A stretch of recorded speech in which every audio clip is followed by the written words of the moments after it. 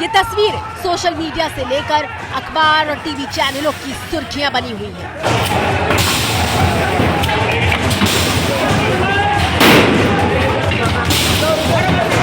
Police का दावा है कि उनकी बंदूक से गोलियां नहीं बल्कि आंसू गैस फायर किया जा रहा था।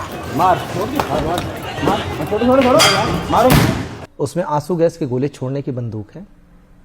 जो पिस्टल है वो पैलेट गन के तौर पे इस्तेमाल होती है। तो प्लास्टिक की गोलियां चलाई जा रही थी। आंसू गैस की गोली चलेंगे तो भी आपको आवाज आएगी। वो पिस्टल से हाथ फायर होती जो फायर है पैलेट भी चलेगा तब भी ऐसे ही होगा। आप पैलेट गन चला के देखिए, उसमें भी ऐसे ही होगा। पुलिस के मुताबिक भीड़ को काबू करने के लिए प्लास्टिक की गोलियां दागी जा रही थी। पोस्टमार्टम रिपोर्ट में कहीं से भी किसी को भी पुलिस की गोली जो 315 बोर के वो कैसे आ गया? 315 बोर के आए। कहीं आपको पुलिस के हाथ में देसी तमंचे या 315 बोर की गन कोई दिखाई दे रही है? घर की छतों पर से आजकल सब लोग मोबाइल फोन से वीडियो बना लेते हैं, तो क्यों नहीं वीडियो ऐसे बना लिया गया कि नहीं देखो ये पुलिस के हाथ में तमंचा है या पुलिस के हाथ में देशी गन है? किसी ने नहीं बनाया। बिना साक्ष्यों के बात करना बहुत दुर्भाग्यपूर्ण है। ये सिर्फ इस चीज को बिगाड़ेगा ही। पुलिस संभल हिंसा में किसी भी तरह की फायरिंग से इनकार कर रही है। पुलिस बार बार कह रही है कि उसकी गोली से किसी की जान नहीं गई। पुलिस के इस दावे पर समाजवादी पार्टी के नेता और यूपी विधानसभा में नेता विपक्ष माता प्रसाद पांडे ने प्राइवेट हथियार वाली थ्योरी पेश की है। प्राइवेट हमने अपने आंख से देखा है। कई लोग अपने प्राइवेट असलहे जो रखते हैं वो भी लेके पुलिस वाले चलते हैं, इसलिए उसका प्रयोग नहीं करते क्योंकि उसमें ये फंस जाएंगे। सरकारी गोली बरामद हो जाएगी, सरकारी बंदूक बरामद हो जाएगी, पता चल जाएगा तो इसमें सीधे मुलजिम बन जाएंगे। लेकिन योगी सरकार के मंत्री ने तुर्क और पठान के बीच वर्चस्व की जंग का नया एंगल देकर संभल हिंसा को नया मोड़ दे दिया है।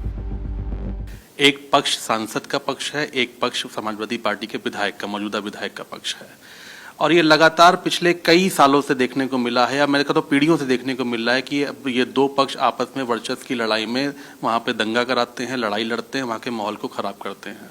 और यही संभल में हुआ भी कि ये दो पक्ष आपस में भिड़े, गोलीबारी आपस में करेगी, पत्थरबाजी करी गई और वहाँ पे दंगा कराने का प्रयास किया गया।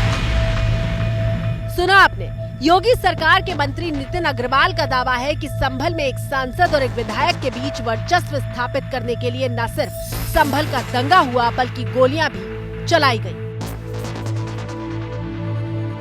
मंत्री नितिन अग्रवाल का इशारा सांसद जियाउर रहमान बर्क और समाजवादी पार्टी के विधायक इकबाल महमूद की तरफ है। संभल हिंसा में पुलिस ने समाजवादी पार्टी के सांसद जियाउर रहमान बर्क और एसपी विधायक के बेटे सुहेल इकबाल को आरोपी बनाया है। और ये तुर्क बनाम पठान की क्या थ्योरी? इसका क्या मतलब है? ये रंग दिया जा रहा है कि ये विवाद तुर्क बनाम नहीं, कोई तुर्क बनाम आप सुहेल इकबाल को भी नामजद कर दे तो, और आप वर्क साहब के बच्चे को क्या सच्चाई है? वही तो पूछ रहा हूँ आपसे। आप दोनों को तो नामजद कर रहे हो, दोनों को मुल्जिम बना रहे हो, फिर कह रहे हो तुर्क बनाम पठान हो गया। विपक्ष तुर्क बनाम पठान वाली थ्योरी को सिरे से खारिज कर रहा है, जबकि बीजेपी नेता इस थ्योरी को वजन देने के लिए तथ्य पेश करने में जुटे हैं। और वहाँ के लोग सब जानते हैं किस प्रकार से शफीकुर रहमान बर्क जो सांसद रहे और इकबाल महमूद जी का परिवार या उनके पिताजी भी विधायक रहे हैं, तो जिस प्रकार के वहाँ वर्चस्व की इन लोगों की लड़ाई है।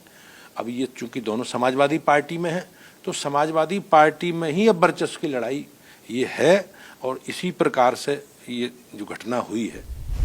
तुर्क बनाम पठान की स्टोरी को अगर सही माना जाए तो इसके मुताबिक एसपी सांसद जियाउर रहमान बर्क और एसपी विधायक के बीच वर्चस्व की लड़ाई हुई, लेकिन हिंसा को लेकर दर्ज एफआईआर कुछ और ही कहती है। एफआईआर के मुताबिक समाजवादी पार्टी के सांसद जियाउर रहमान बर्क हिंसा से 2 दिन पहले जामा मस्जिद गए थे और नमाज के दौरान भड़काऊ बयानबाजी करके राजनीतिक फायदे के लिए सांप्रदायिक माहौल खराब किया।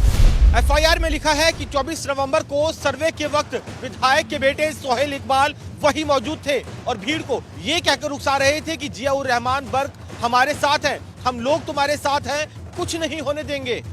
एफआईआर के मुताबिक विधायक इकबाल महमूद के बेटे सुहेल इकबाल ने भीड़ से कहा कि अपने मंसूबे को पूरा करो और ये सुनने के बाद भीड़ उग्र हो गई थी। एबीपी न्यूज संवाददाता जगविंदर पटियाल ने विधायक और उनके बेटे से बात की तो उन्होंने मौके पर अपनी मौजूदगी से साफ इनकार किया।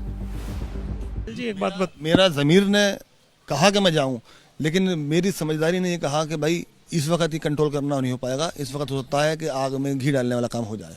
भीड़ कितनी थी अंदाजन? मुझे पता ही नहीं, मुझे तो वो चीज़ देखी ही नहीं, मैं वहाँ गया ही नहीं, मुझे पता है क्या।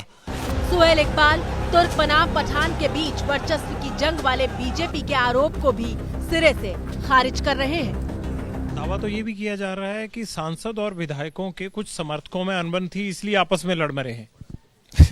ये कोई यहाँ पर सियासत चल रही है क्या? हम लोग तो देखिए, जो हमारा पॉलिटिकल विचारधारा हो सकती है अलग हो, लेकिन हमने कभी आज तक पर्सनल वॉर कभी नहीं हुआ। ये संभल पूरी जनता जानती है। पर्सनल बात अलग होती है और राजनीतिक बात अलग होती है। तुर्क बनाम पठान के बीच वर्चस्व की जंग ने तूल पकड़ा तो हम इतिहास की तरफ चले। हमने अलीगढ़ मुस्लिम विश्वविद्यालय के प्रोफेसर मानवेंद्र कुमार पुंडीर से बात की, जो कहते हैं कि दोनों गुटों के बीच संघर्ष इतिहास में भी नहीं था। किसी भी लेवल पर ये एक ही उसके नहीं थे और ना ही कहीं मिले। अब इसमें जो हमारे क्या कहते हैं संभल में प्रॉब्लम चल रही है, उसमें कहीं तुर्क और उसका संघर्ष किसी भी तरीके से ये नहीं है। भाई ये इंडिया में आए, इंडिया में इन्होंने किसी एक ही टाइम में आके यदि अपने राज्य की स्थापना की होती तो इनमें संघर्ष होता, और संघर्ष भी नहीं था। आप ये तो हुई इतिहास की बात, लेकिन करीब 25 साल से जो संभल को जानते हैं, वहाँ पत्रकारिता कर रहे हैं, वो भी कहते हैं कि कभी तुर्क और पठानों के बीच यहाँ संघर्ष जैसा कुछ नहीं हुआ। नवाब इकबाल साहब का और डॉक्टर शफीकुर रहमान, स्वर्गीय शफीकुर रहमान बर्क साहब का आपसी रंजिश थी, राजनीतिक रंजिश थी वो, लेकिन मिलते भी थे तो आमने सामने दोनों एक दूसरे के सम्मान करते थे। उनके अंदर भी कभी उस बात को लेकर कोई ये नहीं था कि वो तुर्क हैं और मैं पठान हूँ, और इस बात को लेकर ऐसा कोई वो न विवाद था। और यहाँ की जनता में संभल क्षेत्र की या मुरादाबाद मंडल में कभी इस तरह का विवाद भी नहीं उठा।